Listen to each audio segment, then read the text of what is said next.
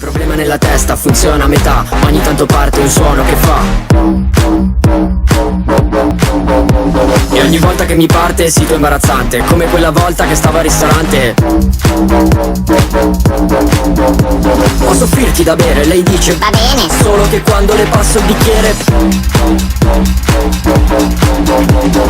è una malattia, è pericolosa, statemi lontano, è contagiosa.